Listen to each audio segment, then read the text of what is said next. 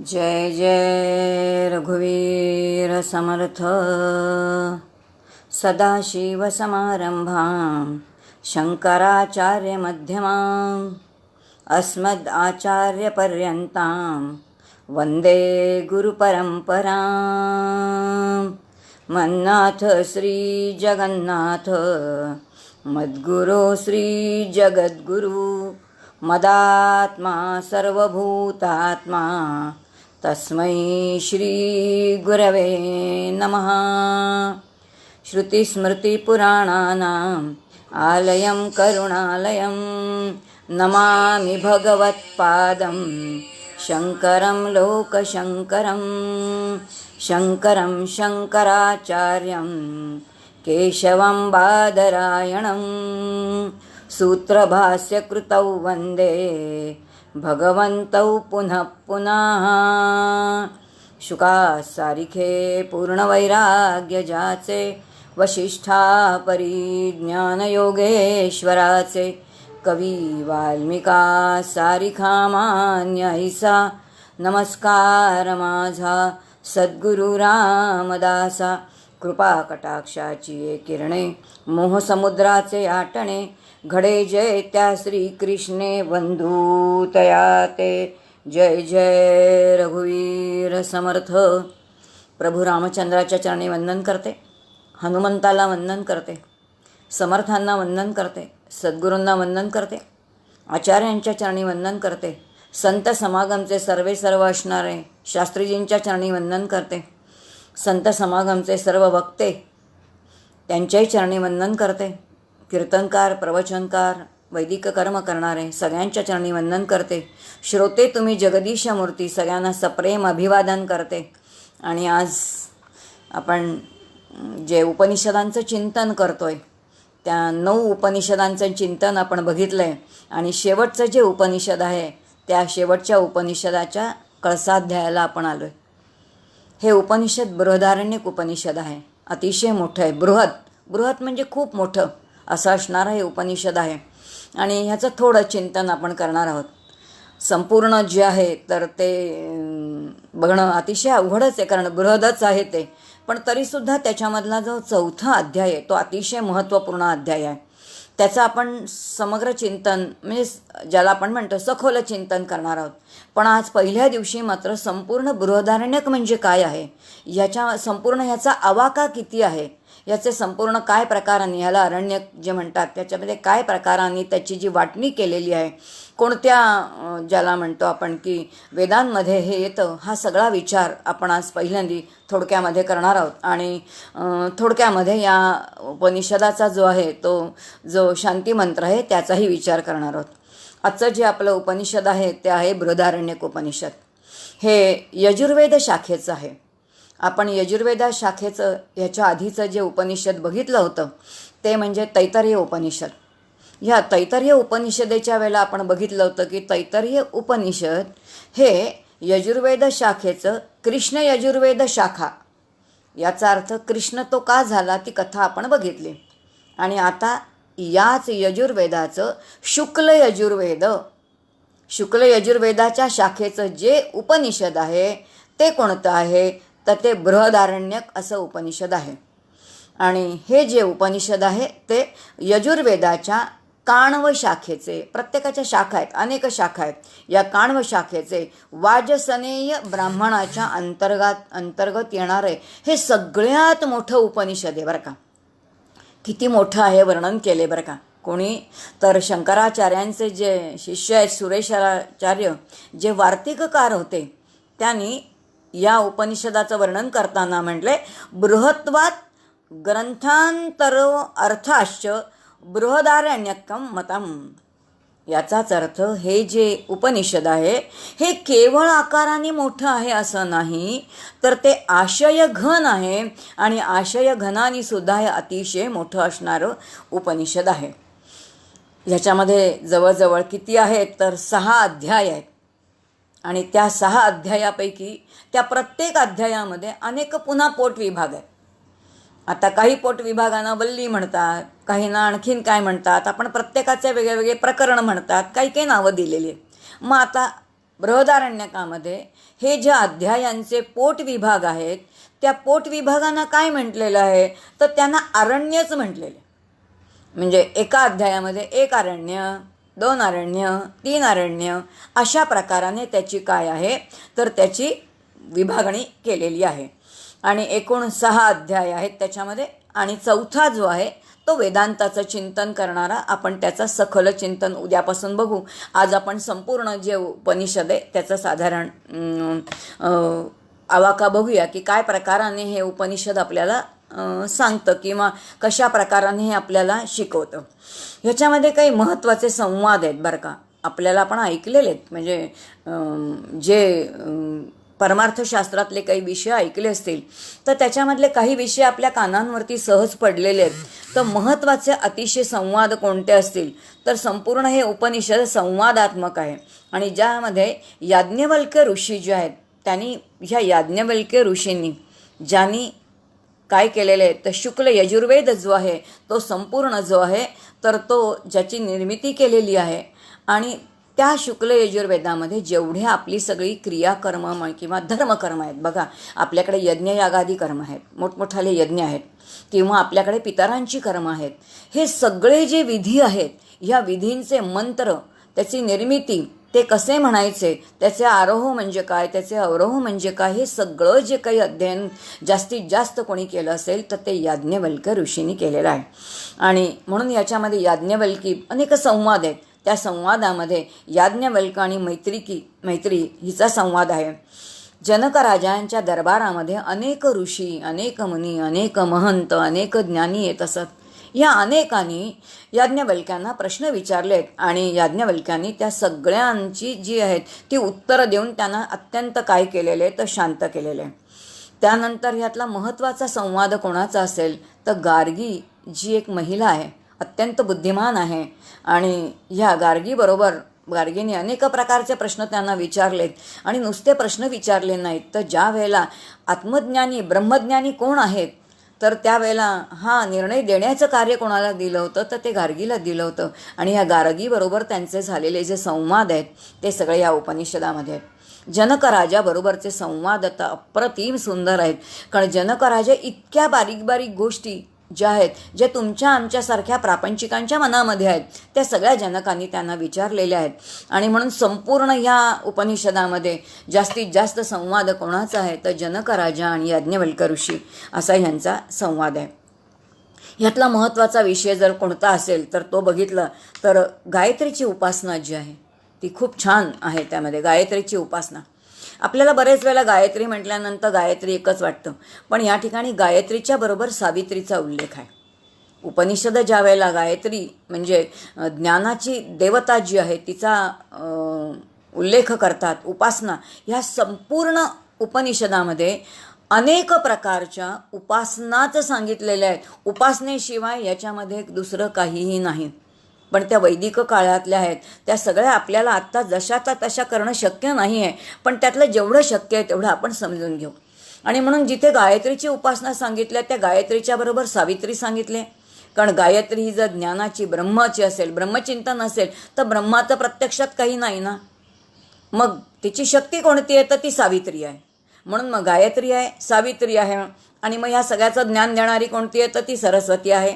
म्हणून गायत्री, सावित्री आणि सरस्वती असे हे सगळे विचार एकात एक गुरफटलेले जे आहेत किंवा एकातून एक सुंदर येणारे विचार, गायत्रीची उपासना हा एक याचा सगळा एक वेगळा विषय असा असणार आहे.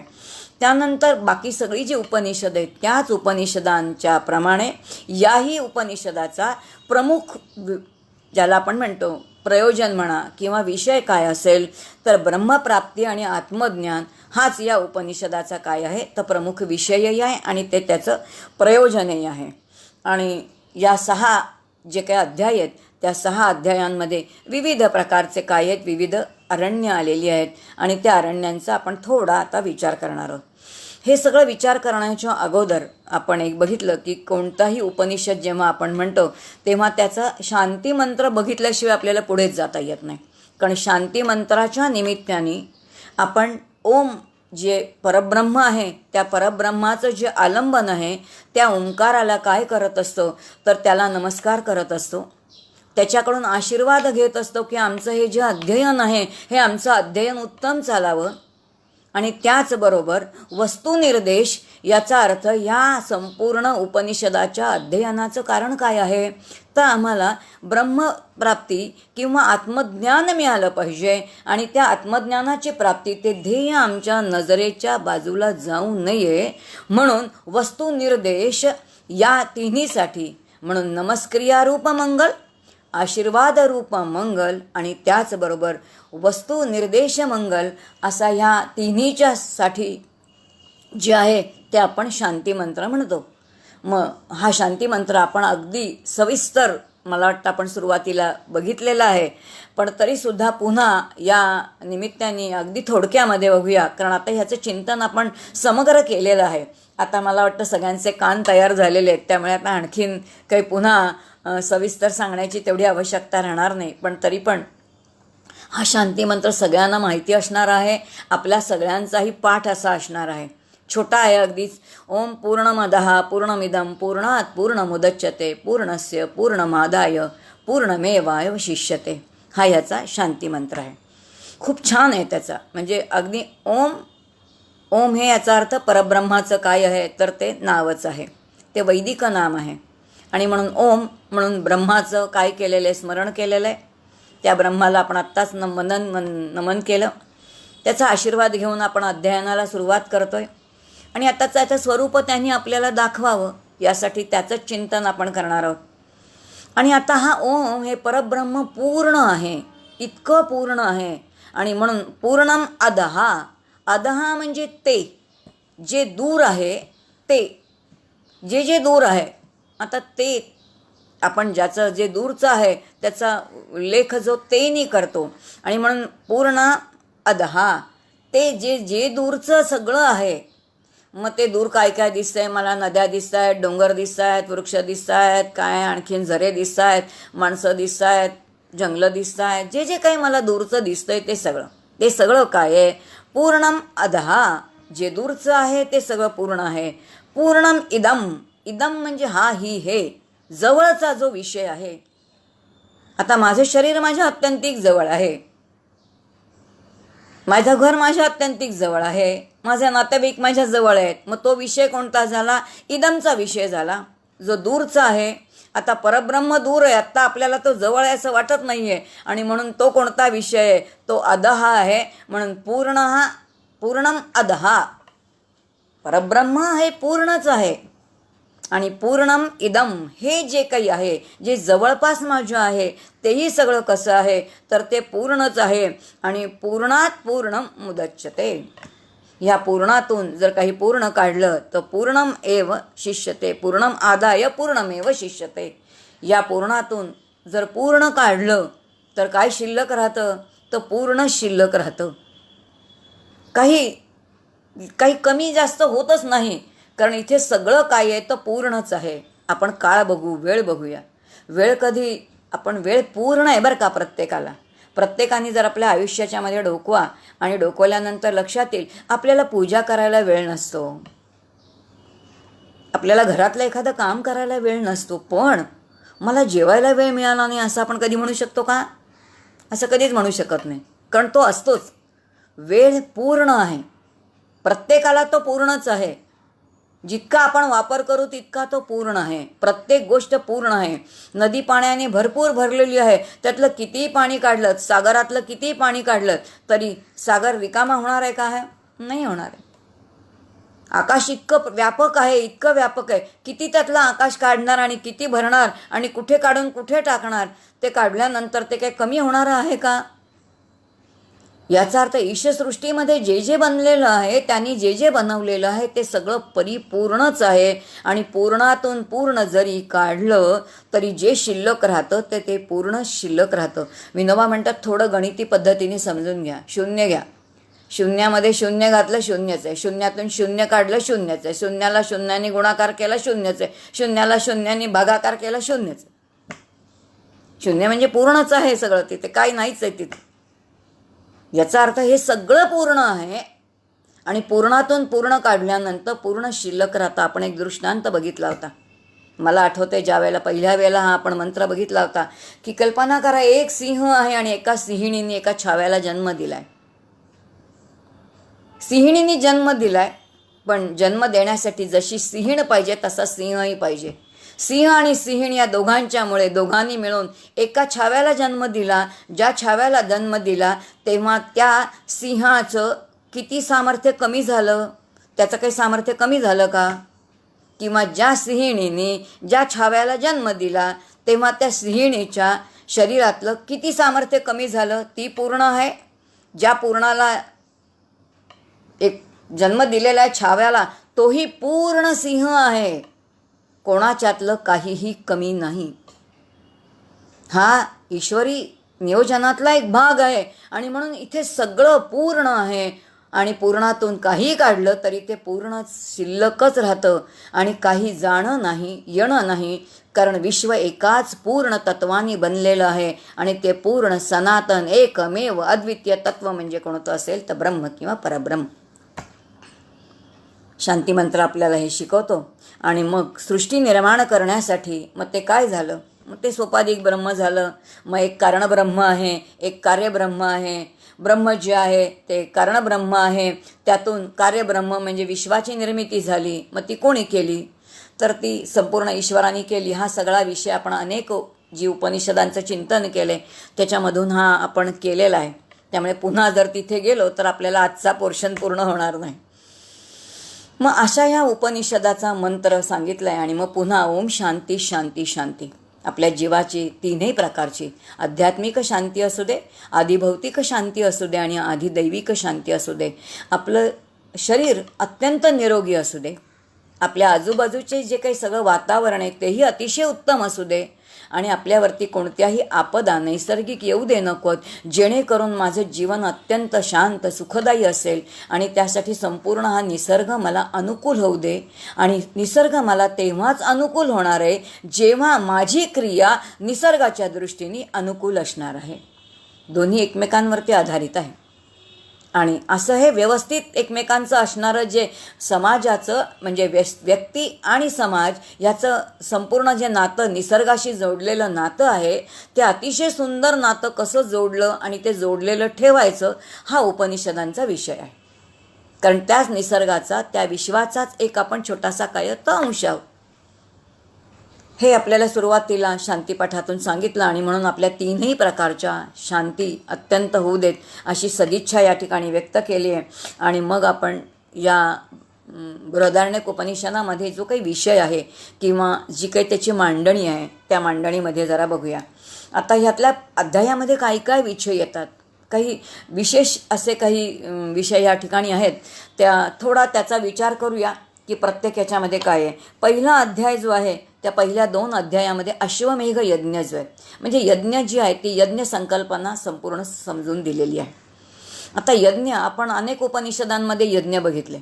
कठोपनिषदामध्ये सुद्धा आपण यज्ञ म्हणजे काय बघितलं, कारण ते याच वेदाच्या अंतर्गत येतं. त्यामुळे त्याच्या विटा किती असाव्यात, त्याची लांबी किती, त्याची रुंदी किती, त्याच्यामध्ये काय साकल्य घालावं, ते कसं करावं, हा सगळा विषय आहे.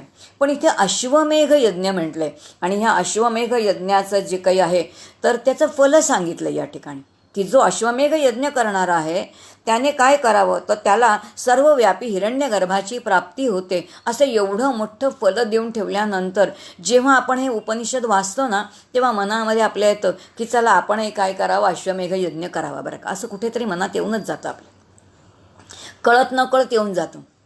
पण इथले दिलेले जे यज्ञ आहेत ह्या यज्ञांचेही प्रकार या ठिकाणी दिलेले आहेत. आणि ते यज्ञांचे प्रकार त्यांनी म्हटलंय की कोणते 2 प्रकारचे, एक श्रौत प्रकारचे यज्ञ आहेत आणि एक स्मृती म्हणजे स्मृती आणि श्रुती. मग स्मृती ज्या आहेत त्या कालानुसार बदलणाऱ्या आहेत. श्रुती म्हणजे उपनिषद आहेत.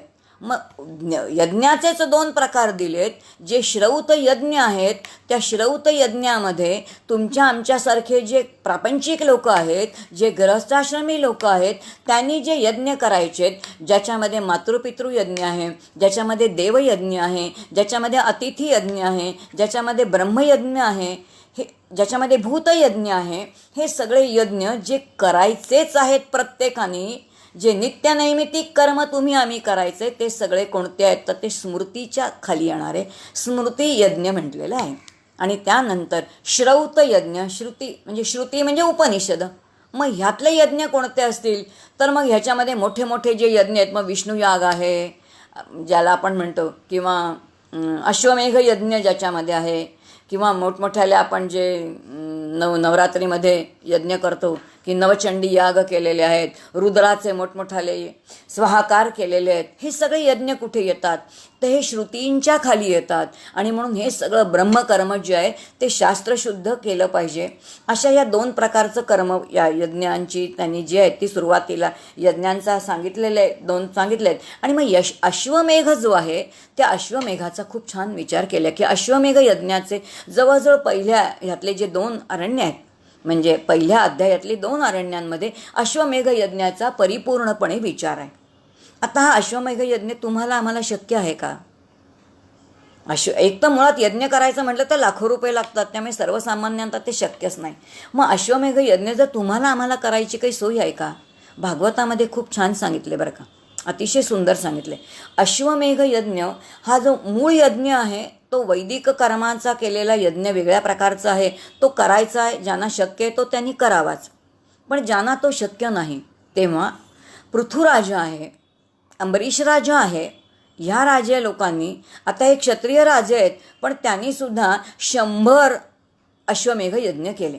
आता प्रश्न येईल त्यांचं आयुष्य ते किती, आणि त्या घोडा सोडायचा, सम्राट म्हणून सिद्ध झालं पाहिजे, प्रत्येक वेळेला युद्ध करायचं आणि मग यज्ञ करायचा, असे 100 यज्ञ त्या मर्यादित आयुष्यामध्ये शक्य आहेत का अश्वमेघ आणखीन काही दुसरा यज्ञ असेल?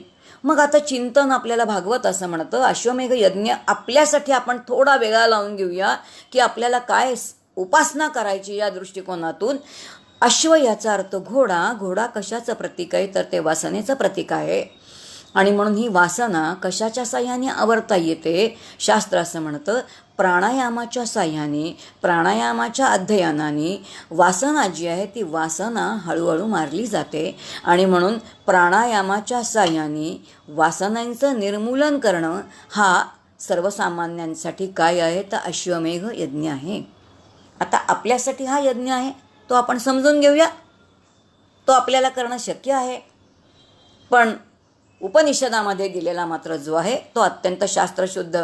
मग तो घोडा कोणत्या प्रतीचा आहे, किती लागेल, तो किती पाठवायचा, त्याचं पूजन कसं करायचं, हा सगळा विचार जो आहे तो सगळा तिथे दिलेला आहे. त्यानंतर तिसरं त्यानंतरच्या ब्राह्मणामध्ये खूप छान विचार आहे बरं का, की जो आपल्याला अगदी लहानपणापासून आपण ऐकतोय की देव आणि दानव यांच्यामध्ये अखंड युद्ध चालू आहे. देव आणि दानवांमध्ये अखंड युद्ध चालू आहे. आपण अगदी ऐकतो की हे देव आहेत आणि हे राक्षस आहेत, आणि राक्षस आणि देवांचं कायम काय तर युद्ध चालू आहे. मग देव, दानव आणि मानव हे तिघं काय प्रकरण आहे? या तिघांचं आपापसातलं नातं काय आहे? आणि मग हे सगळे कोण आहेत? हे सगळं स्वरूप आपल्याला ह्या ब्राह्मणामध्ये बघायला मिळतं की एका ठिकाणी देव म्हणजे कोण आहे आणि असुर म्हणजे कोण आहे. फार सुंदर दिले. देव म्हणजे कोण आहेत तर सद्गुण आणि सद्वृत्तीचे प्रवर्तक जे आहेत तर ते देव आहेत की ज्यांना आध्यात्मिक आणि आत्मिक स्तराची ओढ आहे अशांना देव म्हटलेलं आहे. तर जे दुर्गुणाकडे आकर्षित होणारे आहेत, दुर्वृत्तीकडे जाणारे आहेत, ज्यांचे दुर्वृत्तीचं प्रतीक असे असणारे आहेत, आणि जे केवळ शरीराच्या सुखालाच सुख मानणारे आहेत, आणि म्हणून ज्यांच्याकडे केवळ भोगांची इच्छा आहे, असे शरीराच्या स्तरावरती जे जीवन जगणारे आहेत त्यांना काय म्हटलेलं आहे तर त्यांना आसुर म्हटलेलं आहे. आणि म्हणून देव आणि आसुर या दोघांमध्ये कायमचा झगडा आहे. रामायणामध्ये हा सुंदर विषय येतो. त्यांनी म्हटलं की देव म्हणजे कोण आहेत तर जीवनातील जीवनमूल्य पाळणारे जे आहेत तर ते देव आहेत, आणि जीवनमूल्य तुडवणारे जे आहेत ते सगळे दानव आहेत. आणि मध्ये आता कोण आहेत तर मानव आहे. आणि म्हणून देव, मानव आणि दानव या तिघांची निर्मिती कोणी केली आहे तर प्रजापतींनी केली आहे. आणि प्रजापतींनी या तिघांची निर्मिती केल्यानंतर तिघांना एकच बोध केला, आणि तो काय केला म्हणे त्यांना फक्त एकच शब्द सांगितला, दचा उपदेश केला आणि सांगितलं तुम्ही आता उपासना करा. आता उपदेश केल्यानंतर प्रत्येकाने आपापल्या प्रवृत्तीनुसार त्याचा अर्थ घेतला. प्रजापतींनी त्यांना काहीच सांगितलं नाही. फरक कसा आहे त्याच्या वृत्तीनुसार फरक पडलेला आहे. आणि म्हणून देवानी दचा अर्थ दम म्हणजे दमन करणे, इंद्रियांना आवरणं असा घेतला. मानवाने आपल्या बुद्धीनुसार म्हणजे दान करणं, दातृत्व सगळ्यात मोठं गुण आहे. आणि म्हणून जितकं देतो तितकं येतं, कारण संपूर्ण पृथ्वी चक्राकार गोलाकार आहे. आणि म्हणून जितकं देऊ, जितकं पेरत जाऊ तितकं काय आहे, पेरिले ते उगवते. आणि म्हणून पेरणं जे आहे, उत्तम विचार उत्तम कर्म हे दान करणं हे मानवाने घेतलं. आणि दानव जे आहेत त्यांनी काय घेतलं, दया घेतली. आता दया घेतली, प्रत्यक्षात दया केली का कोणावरती हा वेगळा प्रश्न आहे. पण प्रत्येकाने त्यांच्या त्यांच्या प्रवृत्तीनुसार त्याचा अर्थ घेतला आणि त्यानुसार काय केलं तर त्यांनी ती उपासना केली असं म्हटले. आणि ज्या वेळेला आता इथे खूप छान कथा येते बरं का. त्यांनी असं म्हटलंय की ज्या वेळेला प्रजापतींनी ह्या सगळ्यांची निर्मिती केली त्यावेळेला देवानी असा विचार केला मनामध्ये. काय विचार केला की आता प्रणव याचा अर्थ ओंकार, या ओंकाराच्या साह्याने आम्ही काय करू तर आम्ही स्वतःला सामर्थ्यवान बनवू. आणि स्वतःला सामर्थ्यवान बनवून आम्ही कुठे जाणार नाही तर आम्ही विषयांच्या पाठी धावणार नाही. आणि आम्ही स्वतः सामर्थ्यवान बनवू आणि ज्यांनी आम्हाला निर्माण केले त्याचं सगळं स्वरूप जाणून घेऊ. हा विचार कोणी केला, हा सगळा विचार देवांनी केला. पण देव अशा प्रकारचा विचार करत आहेत हे कळताच दानवांनी काय केलं तर दानव देवांच्या विरोधामध्ये गेले.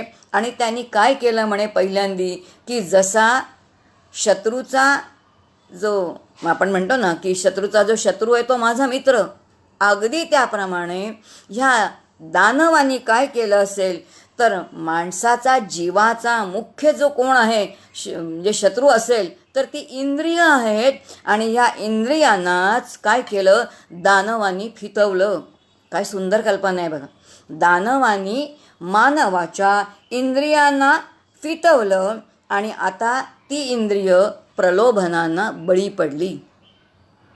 इंद्रियांनी ज्याचं दर्शन घ्यायचंय, ज्याच्यासाठी कार्य करायचंय, सामर्थ्यवान व्हायचंय तेच इंद्रिय विसरली आणि आता ती प्रलोभनाला बळी पडली. परिणाम काय झाला तर नाकाला नको तो गंध घेण्याची इच्छा निर्माण झाली, तोच त्याला आवडू लागला. किंवा वाणी आता असत्याचा आधार घेऊ लागली. डोळे नको ते पाहू लागले. कान कशामध्ये दंगले तर भगवंताची स्तुती ऐकायची, भगवंताचं स्तवन ऐकायच्या ऐवजी परनिंदेमध्ये सुख घेऊ लागले किंवा आत्मस्तुतीमध्ये ते सुखी होऊ लागले. सगळी इंद्रिय जी आहेत ती चुकीच्या कर्मांनी, याचा अर्थ निषिद्ध गोष्टीकडे आकर्षिली गेली. मन जे आहे कशामध्ये रमू लागलं तर मद्य आणि काम वासनेमध्ये. याचा अर्थ ज्या गोष्टी बुद्धीला झिंगवणाऱ्या आहेत त्या सगळ्या गोष्टींमध्ये मन जे आहे ते त्यामध्ये अडकलं गेलं. आणि अशा ह्या पाशामध्ये सगळी इंद्रिय अडकली. दानवांचं कामच झालं होतं की त्यांना फितवायचंच होतं. पण त्यातही असं म्हटलंय की प्राण जे आहेत ते प्राण कसे आहेत तर प्राण चैतन्याने युक्त असे असणारे आहेत.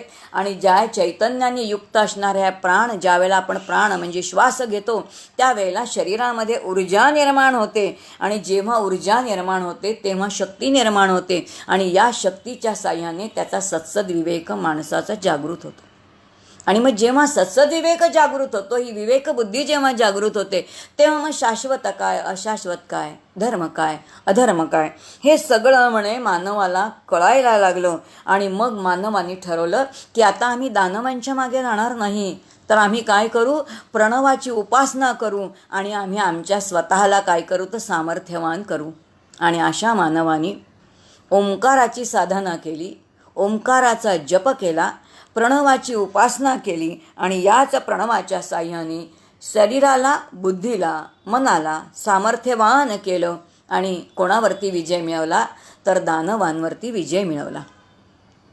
याचा अर्थ जर आपल्याला जीवनामध्ये यशस्वी व्हायचं असेल तर आपल्याला उपासनेला पर्याय नाही. आणि म्हणून समर्थ म्हणतात उपासनेचा मोठा आश्रयो, उपासनेविण निराश्रयो, उदंड केले तरी जयो प्राप्त नाही.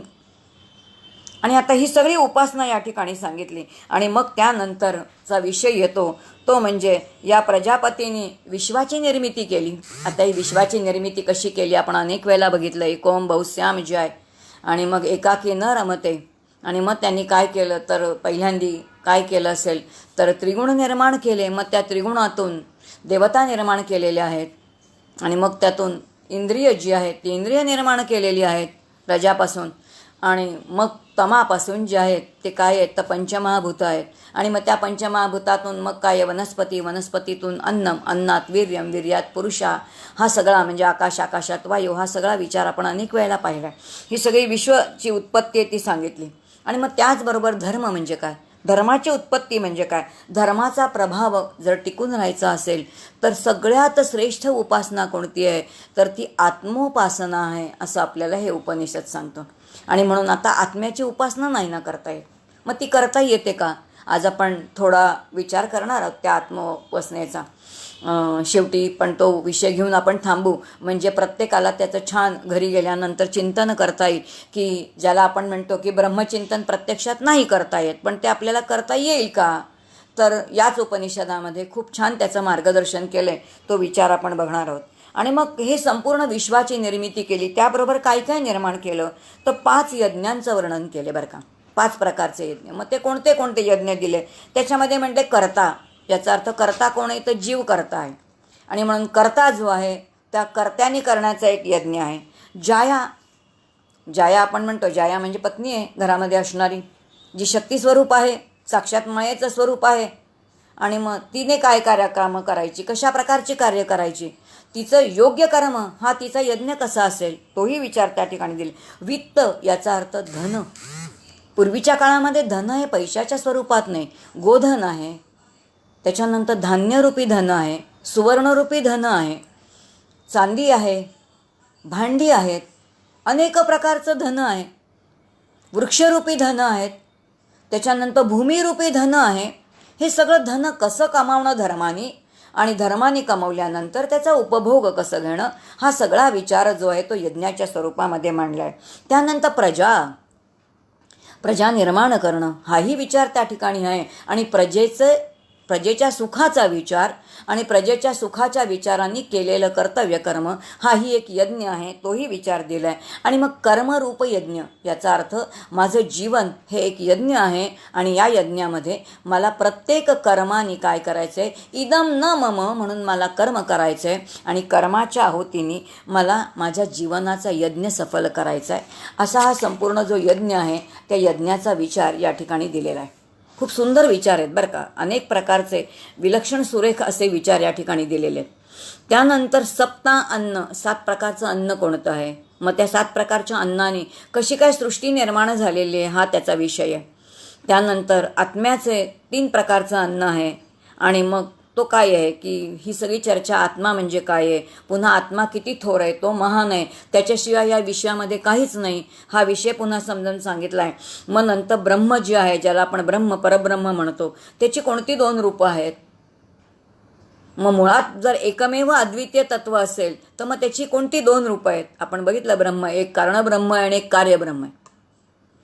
मग कारणब्रह्म जे आहे तर कारणब्रह्म असल्याशिवाय कार्य शक्यच नाही. आणि म्हणून विना कारणम कार्यम अशक्यम. कारण असल्याशिवाय कार्य होतच नाही. आणि जर कारणामुळे कार्य झालेलं असेल तर कारण त्या कार्यामध्ये अनुस्यूत आहे, ते त्याच्यामध्ये आहेत हाही सिद्धांतच आहे. आणि जेव्हा कार्य पूर्ण लयाला जाईल तेव्हा ते कशामध्ये लयाला जाईल तर कारणामध्येच लयाला जाणार आहे. म्हणून मग हे ब्रह्माची 2 रूपं कोणती आहेत, मग इंद्रियात्मा रूपी पुरुष कोणता आहे हा सगळा विषय आपल्याला समजवलेला आहे. मग त्याचबरोबर याज्ञवल्क्य आणि मैत्री यांचा संवाद या ठिकाणी आहे. आणि मग मधुविद्या याचा अर्थ आत्मविद्या ही कोणी आत्मसात केलेली आहे. या ठिकाणी अश्विन कुमार जे आहेत त्या अश्विन कुमारांचा उल्लेख आहे. आणि अश्विन कुमारांनी ही मधुविद्या जी आहे ती कशी संबंध आत्मसात केलेली आहे हा सगळा विषय त्या ठिकाणी आपल्याला समजावून दिलेला आहे. आणि मग त्यानंतर आणखीन एक विषय येतो तो म्हणजे याज्ञवल्कीय कांड. याज्ञवल्क जे ऋषी आहेत त्यांनी काय प्रकाराने कार्य केलं, काय मोठं गुरुकुल होतं त्यांच्याकडे. असं म्हणतात 10,000 विद्यार्थी होते. काय प्रचंड मोठ्या प्रमाणामध्ये ज्ञानदान केलेलं असेल. आणि मग हे कार्य कसे करायचे आणि त्यांच्या सगळी कार्याची पद्धत, त्यांनी सगळं केलेलं ते कार्य, ते संपूर्ण याज्ञवल्क्य कांड नावानेच काय आहे तर ते प्रसिद्ध आहे. आणि मग एक दिवस एका ठिकाणी पुन्हा कथा येते म्हणे की जनक राजाने एक दिवस काय केलं तर अनेक ऋषीमुनींना बोलवलं आणि सांगितलं जो ब्रह्मवेत्ता आहे, जो ब्रह्मज्ञानी आहे, त्यांनी काय करायचं आहे की मी 1000 गायी देणार आहे आणि त्या 1000 गायी त्यांनी घेऊन जाव्यात. आता अनेक तिथे ज्ञानी लोक आले, अनेक आत्मज्ञानी ब्रह्मज्ञानी आले, पण मी ब्रह्मज्ञानी आहे हे बोलायचं कसं, कारण जो वाणीचा विषयच नाही. बरं, वाणीचा विषय तोंडाने बोललं तर ते नाही असं सिद्ध होतं. मग आता मी ब्रह्मज्ञानी सांगणार कोण, सांगणं शक्यच नाही, कारण ते सांगता येतच नाही. आता हे शास्त्र सगळ्यांना माहिती आहे आणि म्हणून जनकाच्या त्या राजदरबारामध्ये अनेक प्रकारचे ज्ञानी ऋषी मुनी बसलेले आहेत. आणि त्याच वेळेला याज्ञवल्क्य आले आणि त्यांनी आपल्या शिष्याला सांगितलं या 1000 गायी घेऊन तू आपल्या आश्रमामध्ये निघून जा. एवढं ऐकलं आणि त्या जनकाच्या त्या दरबारामध्ये अनेक ऋषी ब्राह्मण जे आले होते ते चिडले. ते म्हणाले असं कसं तुम्ही करू शकता, जो आत्मज्ञानी आहे ब्रह्मज्ञानी आहे त्यांनी ते न्यायचंय, तुम्ही कसं काय नेऊ शकता, तुम्ही का नेताय. याज्ञवल्क्य म्हणाले मला आवश्यकता आहे म्हणून मी घेऊन चाललो. तुम्हाला जर सिद्ध करायचं असेल तर तुम्ही मला प्रश्न विचारा, मी प्रश्नांचे उत्तर जर देऊ शकलो नाही तर बघू काय आहे ते. आणि म्हणून त्यांनी सांगितलं आपल्या शिष्याला घेऊन जा या 1000 गायी. आव्हानच होतं ते. आणि मग अनेक ऋषींनी याज्ञवल्क्य ऋषींना सुरेख प्रश्न विचारलेत, ज्याच्यामध्ये अश्वल आहेत, ज्याच्यामध्ये भुज्जू आहेत, उशस्त आहेत, कहोल आहेत, अरुणी आहेत, शाकल्य आहेत, गार्गी आहे. अनेकांनी प्रश्न विचारले आणि शेवटी जो संवाद झाला आहे तो गार्गीबरोबरचा झाला आहे. आणि मग तिने सांगितलं की काय आहेत की 1000 गायी कोणाला न्यायची मुभा द्या, तुम्ही कोणाला मान्यता दिलेली आहे की याज्ञवल्क्यांना घेऊन जा, कारण परीक्षाच त्या ठिकाणी घेतलेली आहे. आणि मग त्यानंतर आणखीन एक खूप छान विषय येतो. आपण म्हणतो की आमच्याकडे 33 कोटी देव आहेत. हे 33 कोटी देव हा जे काही प्रकरण आहे, हे 33 कोटी म्हणजे काय प्रकरण आहे. शाकल्य ऋषींचा जो संवाद आहे त्याच्यातून कोटी म्हणजे प्रकार. आपल्याकडे 33 प्रकारचे देव आहेत.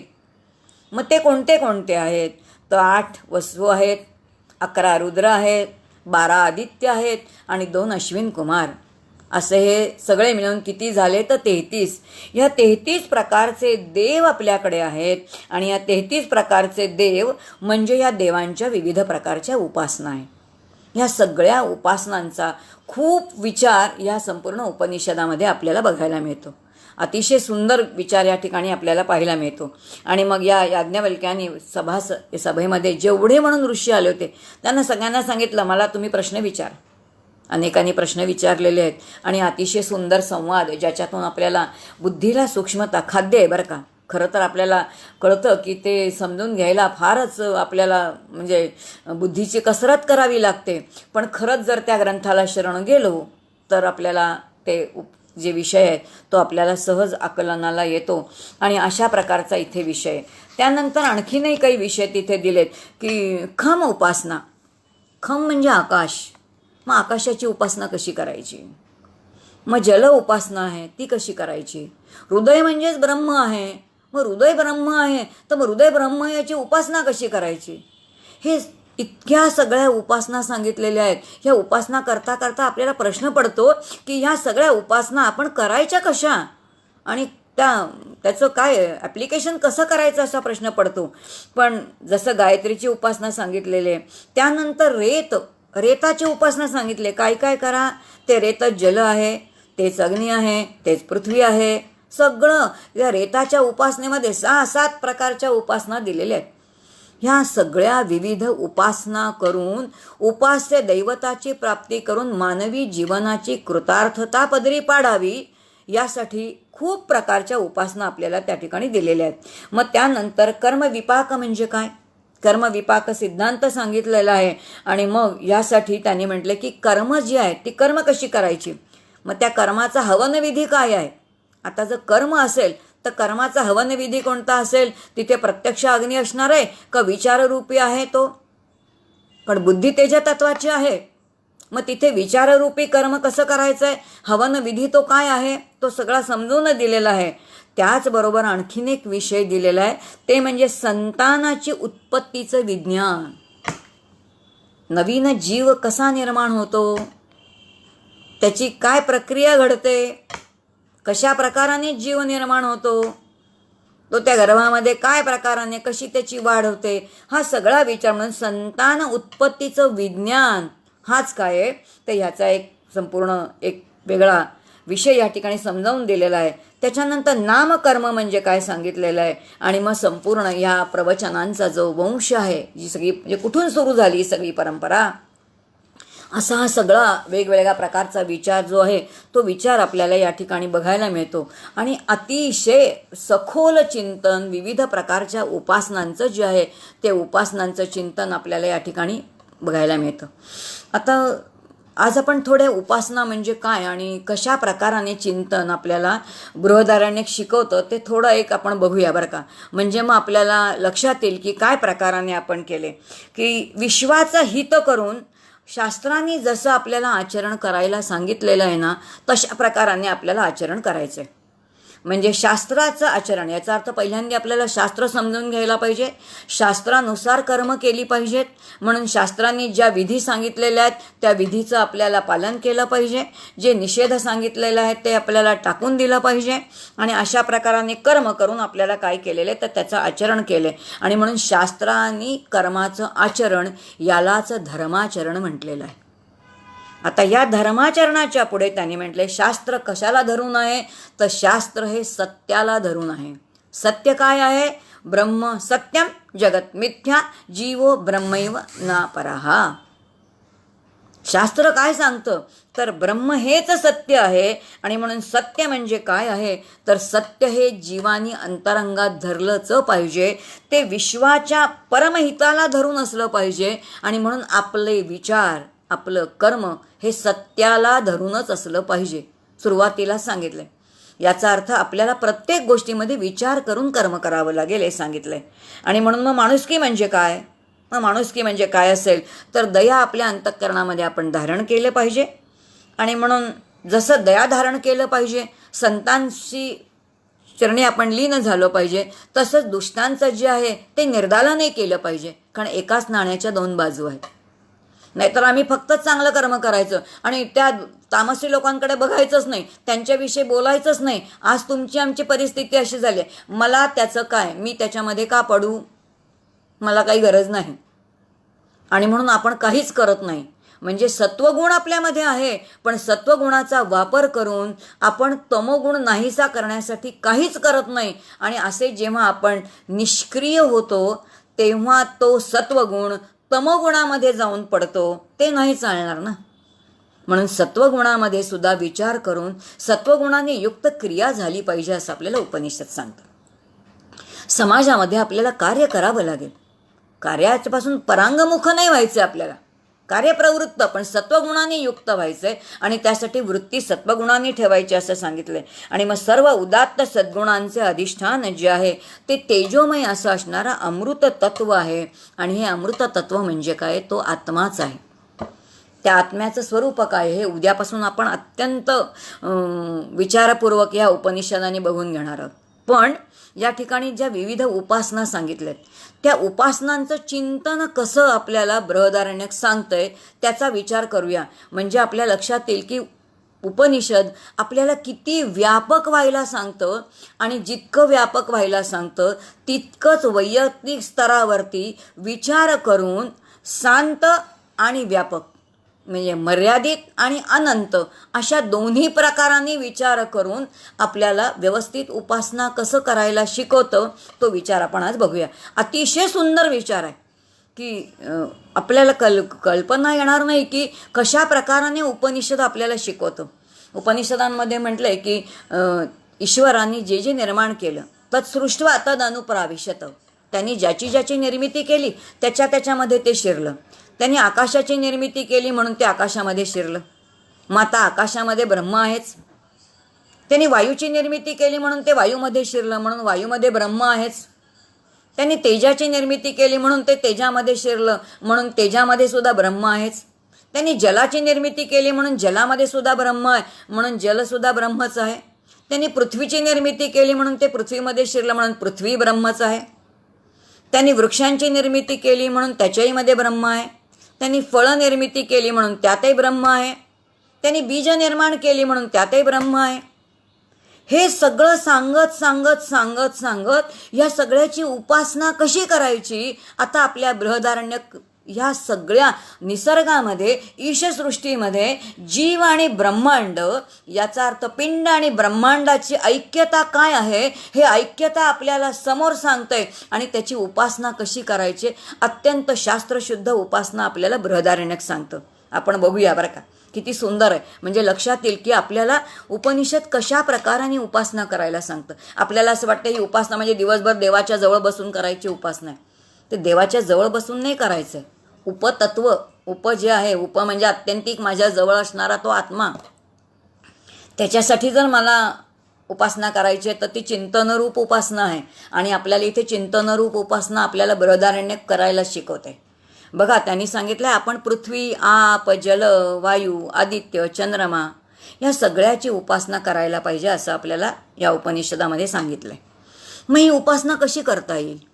ही उपासना व्यापक आणि मर्यादित या दोन्ही स्वरूपामध्ये करता येते. बघा, ही उपासना व्यापक आणि मर्यादित ह्या दोन्ही स्वरूपामध्ये करता येते.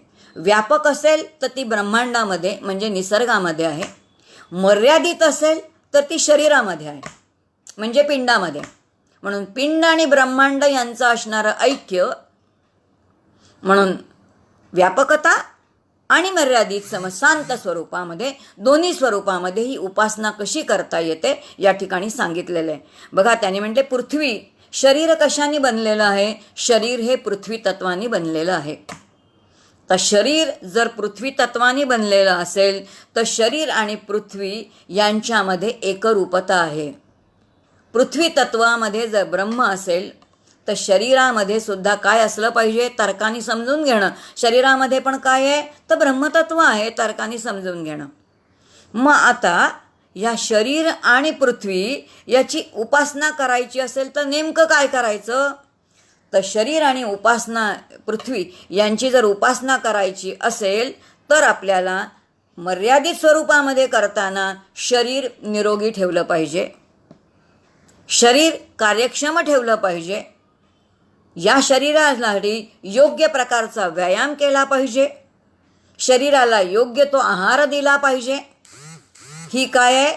मर्यादित असणाऱ्या पृथ्वी तत्वाची उपासना आहे. आणि ब्रह्मांडाची जेव्हा आपण उपासना करतो तेव्हा आता पर्यावरणाचा विषय येईल. आणि मग ह्या पृथ्वी तत्वावरती माझ्या घरातला कचरा बाहेरच्या पृथ्वीवरती टाकायचा आहे का? मी रस्त्याने चालले म्हटल्यानंतर रस्त्यावरती थुंकणं आहे का?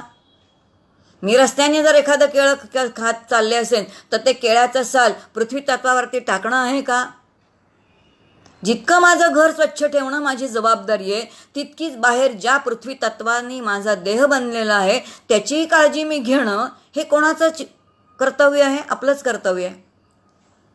आणि म्हणून अशा प्रकाराने चिंतन करून काय सांगितलंय की शरीर आणि पृथ्वी, शरीर हे पृथ्वी तत्वाचं बनलेलं आहे आणि म्हणून ते निरोगी ठेवणं, कार्यक्षम ठेवणं, त्याचा उत्तम व्यायाम करणं, त्याला योग्य तो आहार देणं, योग्य आणि हितकारक आहार देणं, अशा तऱ्हेने पृथ्वी तत्वाची काय करता येते तर उपासना करता येते.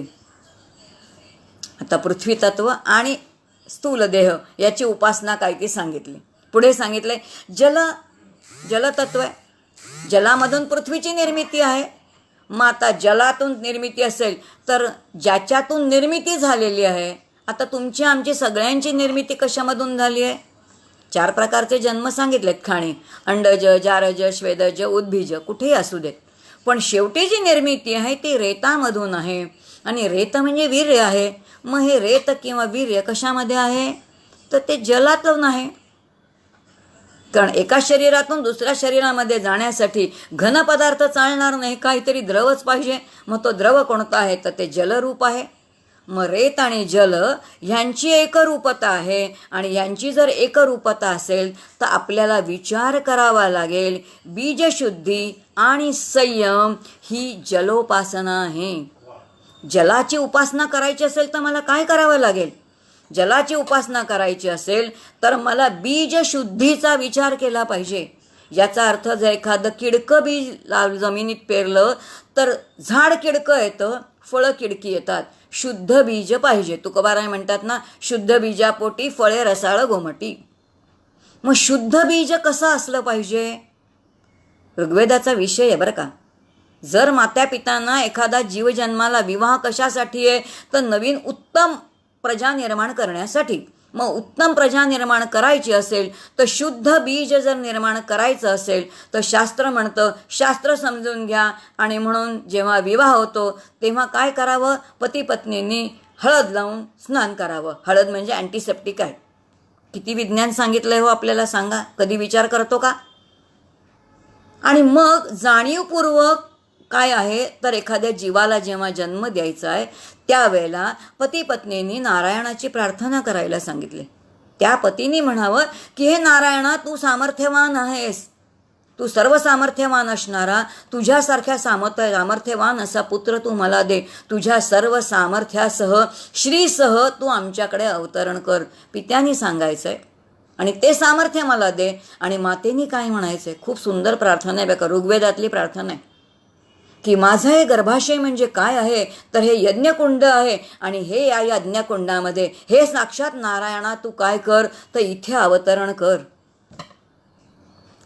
प्रार्थना करून जीव जन्माला घालणं, जाणीवपूर्वक जन्माला घालणं, एखादा उद्देश करून की मला धर्मकार्यासाठी हवाय, मला राष्ट्रकार्यासाठी, मला समाजकार्यासाठी मला एखादा नवीन जीवाला जन्माला द्यायचे, या विचारांनी जेव्हा आपण ही प्रक्रिया होईल तेव्हा ते शुद्ध बीज आहे. आणि शुद्ध बीज आणि संयम म्हणून भोगासाठी नाही आहे बरं का आपल्याकडे, केवळ नवनिर्मितीसाठी आहे. संयम ही कसली उपासना आहे?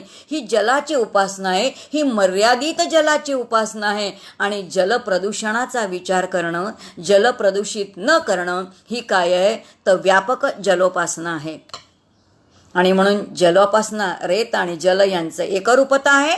आणि या दोन्हीच्या एकरूपेतून काय आहे तर याचा विचार करून उपासना करणं असं आपल्याला या उपनिषदामध्ये सांगितलेलं आहे. पुढे सांगितलं अग्नी आणि वाणी यांची एकरूपता आहे. वाणी तेजोमय आहे. वाणी तेजोमय आहे आणि तेज म्हणजे अग्निस्वरूप आहे. आणि वाणी जर अग्नितत्वाची असेल, वाणी जर तेज तत्वाची असेल तर मग आता वाणीची उपासना कोणती आहे? अग्नीची उपासना कोणती आहे? अग्नीची उपासना याचा अर्थ तेजाची उपासना. तेजाची उपासना म्हणजे ज्ञानाची उपासना. ज्ञानाची उपासना याचा अर्थ विद्या विनयेन शोभते. मग विनय केव्हा येईल? वाणी माझी माझ्या स्वाधीन पाहिजे. आणि म्हणून सत्य आणि प्रिय बोलणं ही अग्नीची उपासना आहे. काय सुंदर सांगितलंय पहा बरं. सत्य आणि प्रिय बोलणं, अखंड सत्याचा आधार घेऊन बोलणं आणि प्रिय बोलणं याचा अर्थ वाणीने अत्यंत मधुर बोलणं पाहिजे. आपल्याकडे एकच इंद्रिय असं आहे जे कर्मेंद्रिय आणि ज्ञानेंद्रिय म्हणून कार्य करतं. आणि म्हणून अत्यंत मधुर बोलणं हे वाणीचं कार्य आहे. ही काय आहे तर अग्नीची उपासना आहे, कारण वाणी अग्नितत्वाची आहे. आणि मग प्रत्यक्ष अग्नीची उपासना ही यज्ञाच्या रूपाने करायचीच आहे. किंवा ज्ञान मिळवणं ही काय आहे तर अग्नितत्वाची उपासना आहे. आणि अशा प्रकारची उपासना या ठिकाणी सांगितले. आणि म्हणून अग्नी आणि वाणी यांची एकरूपता म्हणजे सत्य आणि प्रिय बोलणे ही अग्नीची उपासना सांगितले. पुढे सांगितले प्राण कसले आहेत तर वायूने बनलेले आहेत. आता प्राण जो वायुतत्वाचे आहेत, मग आता प्राणाची उपासना कशी करायची? प्राणायाम करून प्राणशक्ती जी आहे ती कार्यक्षम ठेवणे याला वायूची उपासना म्हणतात. किती सुंदर सांगितलं.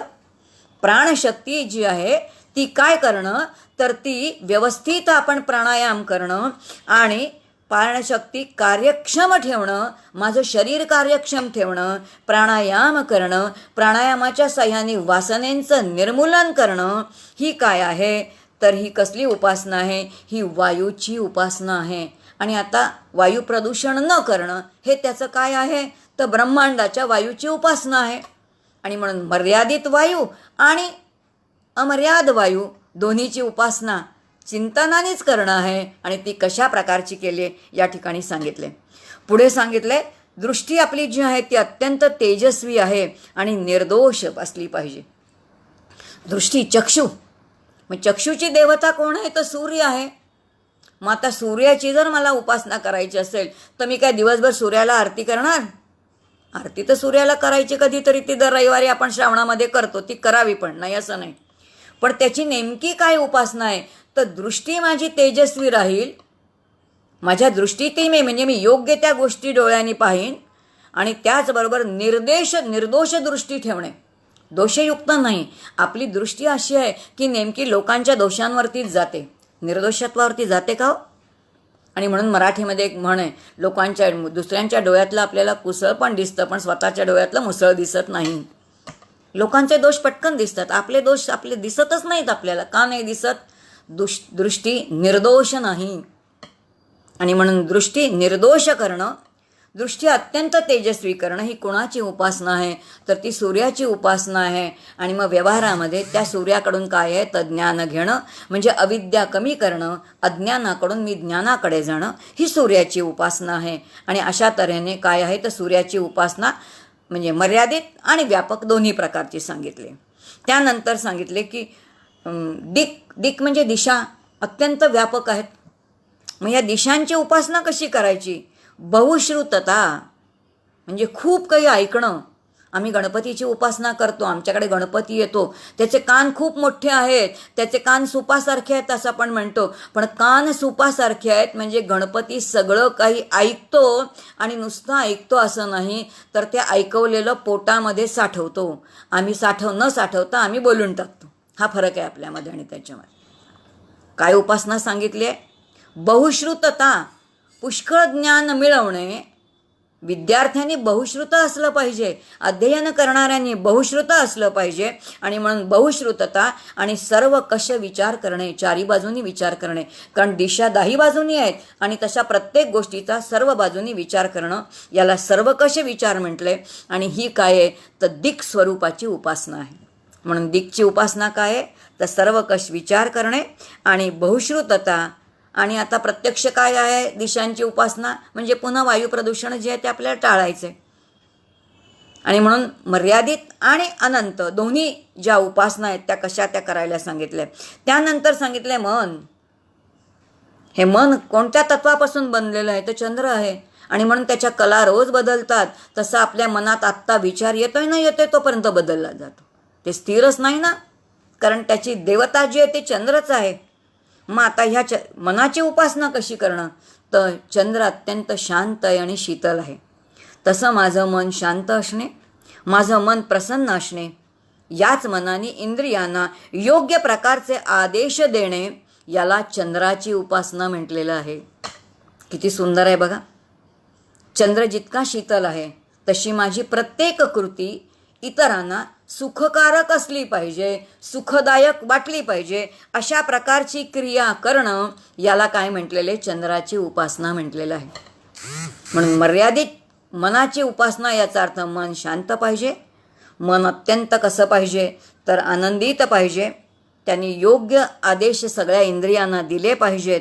आणि अशा प्रकाराने काय केलं पाहिजे तर चंद्राची उपासना आणि प्रत्यक्ष चंद्राची उपासना, याचा अर्थ चंद्रतत्व जे शीतल आहे आणि म्हणून तसं मी राहिलं पाहिजे. जर तो दुसऱ्यांना शीतलता देणार आहे तर माझ्या कर्माने मी इतरांना सुख दिलं पाहिजे. हे चिंतन म्हणजे काय आहे तर चंद्राची उपासना आहे. त्यानंतर म्हटले संवेदनाशील असणं. आपण सध्या सगळे मुरदाड झालो, काही वाटत नाही आपल्याला, इतके मुरदाड झालो तर आपल्याला काहीसुद्धा कळत नाही. आपल्याला कल्पना आहे मला त्याचं काय करायचं, ही वृत्ती आपल्यामध्ये इतकी वाढलेली आहे. आणि त्यामुळे कोणी कोणाला काही, आपण नुसत्या बातम्या ऐकतो पण आपल्यावरती कोणताच परिणाम होत नाही त्याचा, कारण आपण कधी खवळूनच उठत नाही. कारण आम्ही दरवाजे बंद करून फक्त आपलं मत प्रदर्शित करतो. एखादा विरोध करायचा असेल तर आपण रस्त्यावरती कधीच येत नाही, कारण आपण सगळे काय झालेलो आहोत संवेदनाहीन झालेलो आहोत. मग संवेदनाशील होणं म्हणजे काय आहे तर संवेदनाशील असणं ही विद्युत तत्वाची म्हणजे वीज जी आहे ती अत्यंत प्रखर आहे, अत्यंत लखलखणारी आहे आणि अत्यंत तेजस्वी आहे. तसं माझे जर विचार तेजस्वी असतील तर निर्भयपणे आपण काय करू, तर आपले विचार समाजामध्ये सांगू. आज आपण सांगतच नाही, काय करायचं आहे, नाहीतरी पोरं ऐकतच नाहीत आपण म्हणतो. कुठेतरी आपण आपला पराभव मान्य केलेला आहे आणि म्हणून संवेदनाहीन होत चाललेलो आहोत. संवेदनाशील होणं म्हणजे काय आहे, तर ती विद्युत तत्वाची, तेज तत्वाची उपासना असं सांगितलेलं आहे.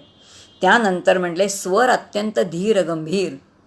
आपण कसं बोलावं, उगाच किंचाळू नये किंवा अगदी बारीके बोलू नये, पण धीर असावं, त्यातले विचार गंभीर असावेत, चिंतनीय असावेत आणि त्याचबरोबर कसे आहेत तर ते प्रभावी असावेत. आणि म्हणून स्वर धीर गंभीर आणि प्रभावी ठेवणं ही मेघांची उपासना आहे.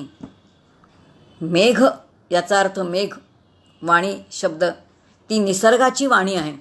आमच्या परमपूज्य डॉक्टर काकांचं एक गीत आहे, ते असं म्हणतायत की मेघामध्ये जेव्हा आकाश गडगडताना तेव्हा कळलं पाहिजे ते का गडगडतायत, की ते सुद्धा काय घेत आहेत तर नाम घेत आहेत.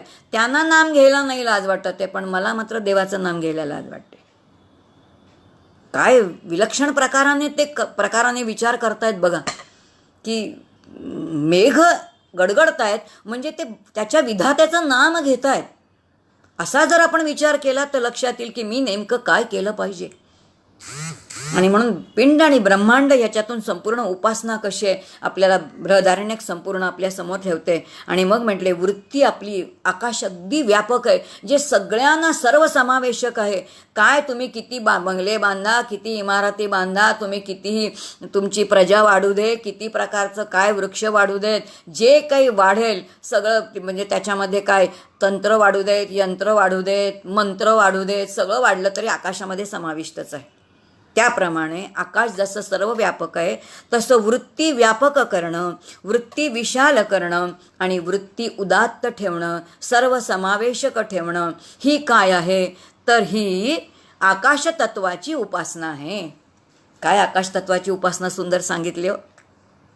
आणि तेच आकाशतत्व जी पोकळी आहे ती पोकळी या देहाच्या उपाधीमध्ये आहे. आणि म्हणून आतमध्येही एक पोकळी आकाशतत्व आहे, ज्याची उपासना आपण काहीतरी याच्या वेळेला बघितलं होतं, दहरांबरी म्हणून केलेली होती. अंबर एक आतमध्ये आहे, देहाच्या आतमध्ये असणारं अंबर, रिकामी पोकळी, प्राणशक्तीची उपासना. आता आपल्याला बृहदारण्यक दुसऱ्या प्रकाराने उपासना करायला सांगते. आणि म्हणून वृत्ती व्यापक ठेवणं म्हणजे सर्वसमावेशक असणं, सर्वांना आपल्यामध्ये सामावून घेणं, विशाल ठेवणं, शांत नाही, स्वार्थी नाही, संकुचित नाही, आणि त्याचबरोबर उदात्त विचार ठेवणं ही काय आहे तर आकाशतत्वाची उपासना आहे सांगितले. आणि मग त्याने म्हटलं या 10 तत्वांची उपासना म्हणजे काय आहे तर धर्म, शास्त्र, सत्य आणि माणुसकी याला धरून असली पाहिजे. बृहदारण्यक काय सांगते बघा आपल्याला, काय प्रकाराने उपनिषद आपल्याला शिकवते, कशा प्रकाराने विचार आपले असले पाहिजेत, कशा प्रकाराने आपण वैचारिक उपासना केली पाहिजे, हा विषय आपल्याला बृहदारण्यक शिकवते. आणि मग त्यांनी म्हटले की या सृष्टीचे चक्र नीट चालवण्यासाठी आपल्या पूर्वजांनी, ऋषीमुनींनी अत्यंत विचारपूर्वक अशा या सगळ्या उपासना तुम्हाला आम्हाला दिलेल्या आहेत. ते आपलं जीवनामध्ये अत्यंतिक हित व्हावं म्हणून या उपासना सांगितलेल्या आहेत. आणि या सर्वांमध्ये त्याच परमात्म्याची शक्ती पाहणं, त्याचं अस्तित्व पाहणं, यालाच काय म्हणतात तर ब्रह्माची उपासना म्हणतात. शास्त्र म्हणतं ब्रह्म तर अनुपास्य आहे, ब्रह्माची उपासनाच करता येत नाही. पण ह्या प्रत्येकाच्या पाठीमागे एक तत्व आहे आणि त्या तत्वामुळेच हे सगळं घडतं आहे. आणि म्हणून जे जे काही माझ्या इंद्रियांना गोचर होतं आहे, जे जे मला समजतं आहे, जे जे माझ्या बुद्धीच्या आकलनामध्ये येतं आहे, त्याच्या पाठीमध्ये एक अनाकलनीय असं तत्व आहे. हे जाणणं आणि त्याच्या शक्तीच्या आधाराने, त्याच्या अधिष्ठानावरती हे सगळं घडतं आहे हे समजणं, त्याचं अस्तित्व पाहणं हीच काय आहे तर ब्रह्माची उपासना आहे. आणि अशा तऱ्हेने आपण आपलं रोजचं जीवन जगत असतानाच, जे आपण रोजचं जीवन जगतोय त्याच्यामध्ये काही वेगळं करत नाही आहोत, आपल्या रोजच्या जीवनामध्ये केवळ विचारांनी, वैचारिक साधनेने आपल्याला ब्रह्मापर्यंत जाता येतं आणि ब्रह्मापर्यंत जाऊन काय करता येईल तर ब्रह्मोपासना करता येते. आणि म्हणून पिंड आणि ब्रह्मांडाचं असणारं ऐक्य काय आहे ते ऐक्य उपासनेच्या माध्यमातून आपण त्या ब्रह्मापर्यंत जाऊ शकतो. हा विषय संपूर्ण जो आहे तो हा बृहदारण्यकाचा आहे. आणि हा बृहदारण्यकाचा जो विषय आहे त्यात आणखीन एक आजचा विषय घेते आणि मी थांबून जाते. आणि मग उद्या आपण प्रत्यक्ष काय करूया तो उद्यापासून प्रत्यक्ष 4था अध्याय जो आहे ज्याच्यामध्ये संपूर्ण वेदांताचं चिंतन आहे. आणि मग ह्या वेदांताच्या चिंतनामध्ये याज्ञवल्क्य ऋषी जनक राजांना अनेक प्रश्न विचारतायत आणि प्रश्न विचारून त्यांना इतकं विचारांनी सूक्ष्म विचार करायला लावलेत आणि बुद्धी सूक्ष्म करून त्यांना जे सूक्ष्म तत्व ब्रह्मतत्व आहे तिथपर्यंत याज्ञवल्क्य ऋषी घेऊन जात आहेत. आणि म्हणून हे कार्य ऋषींचं आहे, हे संतांचं आहे, हे सद्गुरूंचं आहे. ते कार्य जे आहे त्यासाठी या जे आपण आज उपनिषद बघतोय बृहदारण्यक त्यामध्ये आणखीन एक महावाक्य, वेदांताची 4 महावाक्य आपण बघितली. तत्वमसी आपण बघितलं जे छांदोग्योपनिषदामध्ये होतं ते. आणि या उपनिषदामध्ये असणारं जे आहे ते म्हणजे अयम आत्मा ब्रह्म, प्रज्ञानम ब्रह्म, हे आपण बघितलं ऐतरेय उपनिषदाचं. आणि या उपनिषदामध्ये येणारं जे महावाक्य आहे ते अयम आत्मा ब्रह्म, हा आत्मा ब्रह्मस्वरूप आहे. आता तो नाही आहे हा, याचा अर्थ हा जवळ आला आहे, इतका जवळ आलेला आहे की तो आपण आता अनुभवाच्या प्रांतामध्ये आणणार. आणि म्हणून आचार्यांनी जे भाष्य लिहिलेलं आहे त्या भाष्यामध्ये आचार्य अतिशय सोपं करतात आणि तो विषय अनेक दृष्टांतांनी अनेक गोष्टींनी आम्हाला समजावून देतात. आणि तो जो 4था अध्याय आहे ज्या 4थ्या अध्यायामध्ये पुन्हा कोणाचा संवाद आहे ते याज्ञवल्क्य ऋषी आणि जनक राजांचा जो संवाद आहे तो संवाद आपण बघूया. 5-10 झालेले दिसत आहेत. आत्तापर्यंतची सगळी केलेली सेवा आहे ती वेदोनारायणाच्या चरणी आणि आचार्यांच्या चरणी समर्पित करते. इथेच थांबते आणि उद्या आपण याच बृहदारण्यकाचं पुढचं चिंतन जे आहे ते पाहूया. जय जय रघुवीर समर्थ. कुणीतरी प्रश्न विचारला आहे मला की हा ग्रंथ कोणता आहे. हा ग्रंथ बृहदारण्यक आहे. बृहदारण्यक ग्रंथ परमपूज्य डॉक्टर श्रीकृष्ण दत्तात्रय देशमुख हे माझे श्रीगुरू आहेत त्यांनी लिहिलेलं आहे. त्याच्यावरती त्यांची टीका ओविबद्ध टीका आहे. आणि तसंच त्याचबरोबर 2-3 ग्रंथ या ठिकाणी घेतलेत अभ्यासाला आधाराला. दुसरा म्हणजे जो आहे तो सार्थ बृहदारण्यक उपनिषद जो फडके शास्त्री रत्नागिरीचे जे आहेत त्या फडके शास्त्रींचा जो आहे त्यांची विचारधारा अतिशय सुंदर आहे. त्याचंही थोडं चिंतन या ठिकाणी घेतलेलं आहे. त्यानंतर उपनिषदांची जी अनेक पुस्तकं आहेत ज्याच्यामध्ये फुलगावचे जे आहेत म्हणजे माताजी म्हणजे स्थितप्रज्ञानंदा त्यांचे काही विचार अशा सगळ्यांचे विचार जे आहेत ते उपनिषदांच्या विचार आचार्यांचे भाष्य अशांच्यासह हे सांगण्याचा प्रयत्न केलेला आहे. आणि अत्यंत शुद्ध असं असणार आहे वेदांताचं तत्त्वज्ञान आहे ज्याचं आपण चिंतन करतो आहे. आणि बघू आपण ते काय आहेत. आणि उद्या आपण 4था जो अध्याय आहे त्यातले अरण्यक आणि अध्यायाचं चिंतन करूया. आता इथेच थांबते. जय जय रघुवीर समर्थ. हरिओम तत्सत.